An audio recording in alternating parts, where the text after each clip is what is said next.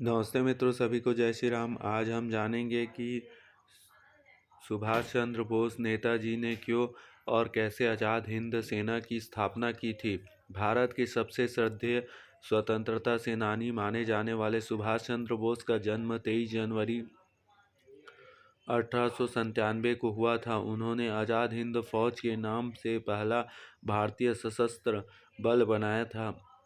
इनके प्रसिद्ध नारे "तुम मुझे खून दो, मैं तुम्हें आज़ादी दूंगा" ने स्वतंत्रता के लिए संघर्ष कर रहे उन तमाम भारतीयों के दिलों में देशभक्त पैदा कर दी थी। आज भी ये शब्द भारतीयों को प्रेरणा देते हैं। सुभाष चंद्र बोस देश के उन महानायकों में से एक और हमेशा रहेंगे जिन्होंने आज़ाद की लड़ाई के लिए अपना सर्वस्व न्यौछावर कर दिया। सुभाष चंद्र बोस के संघर्षों और देश के सेवा के जज्बे के कारण ही महात्मा गांधी ने उन्हें देशभक्त कहा था। महानायक सुभाष चंद्र बोस को आज़ादी की सिपाही के रूप में देखा जाता है। अंग्रेजों को परास्त करने के लिए भारत की स्वतंत्रता संग्राम की अंतिम लड़ाई का नेतृत्व नियति ने नेताजी के हाथों में सौंपा था। नेताजी ने यह पवित्र कार्य असीम साहस एवं तन मन धन और प्राण का त्याग करने में तत्पर रहने वाले हिंदी सैनिक आज़ाद हिंद सेना संगठन द्वारा पूर्ण किया। भारत की स्वतंत्रता संग्राम में महत्वपूर्ण भूमिका निभाने वाले आज़ाद हिंद सेना का 5 जुलाई 1943 को गठन हुआ था। आज़ाद हिंद सेना के संस्थापक नेताजी सुभाष चंद्र बोस थे। ब्रिटिश सेना के हिंदी सैनिक का नेताजी ने बनाया संगठन। अंग्रेजों की स्थापना बद्धता से भाग जाने पर नेताजी ने फरवरी 1943 तक जर्मनी में ही वास्तव्य किया। वे जर्मन सर्वसत्ताधीश हिटलर से अनेक बार मिले और उन्हें हिंदुस्तान की स्वतंत्रता के लिए सहायता का आह्वान भी किया। दूसरे महायुद्ध में विजय की ओर मार्गक्रमण करने वाले हिटलर ने नेताजी का सर्व सहकार्य देना स्वीकार किया। उसके अनुसार उन्होंने जर्मनी की शरण में आए अंग्रेजों की सेना के हिंदी सैनिकों का प्रबोधन करके उनका गठन बनाया। नेताजी ने वहाँ के भाषण से हिंदी सैनिक देश प्रेम के भाव विभोर होकर स्वतंत्रता के लिए प्रतिज्ञाबद्ध हो जाते थे। आज़ाद हिंद सेना की स्थापना और चलो दिल्ली का नारा पूर्व एशियाई देशों में जर्मन का मित्र राष्ट्र जापान की सेना ब्रिटिश सेना को धूल चटा रही थी।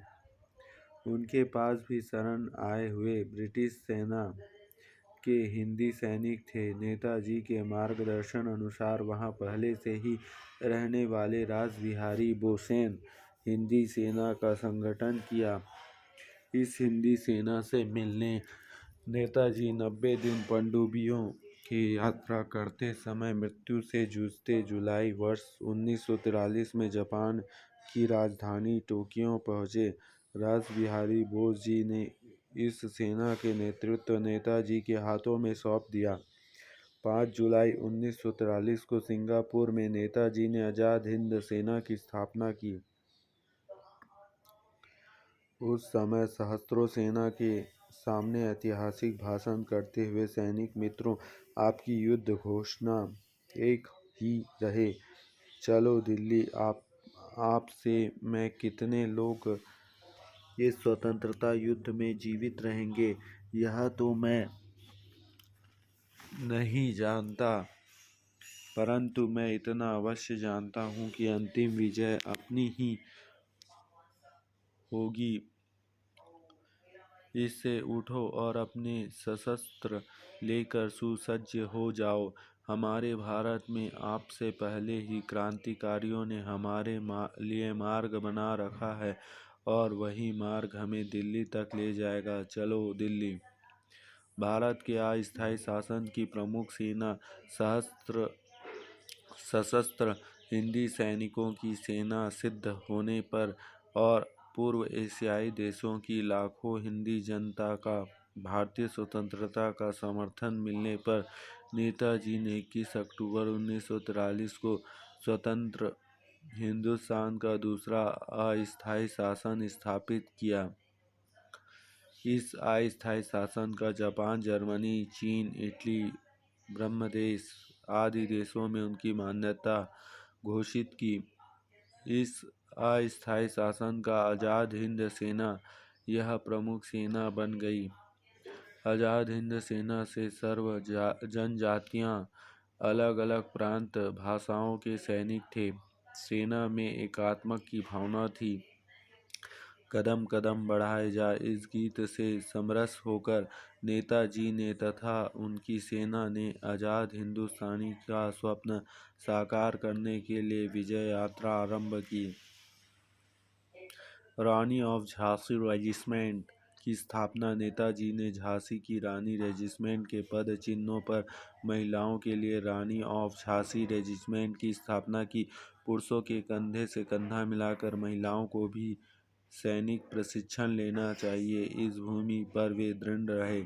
नेताजी कहते हैं, हिंदुस्तान में 1857 के स्वतंत्रता युद्ध में लड़ने वाली झांसी की रानी का आदर्श सामने रख कर महिलाओं को भी स्वतंत्रता संग्राम में अपना सक्रिय योगदान देना चाहिए।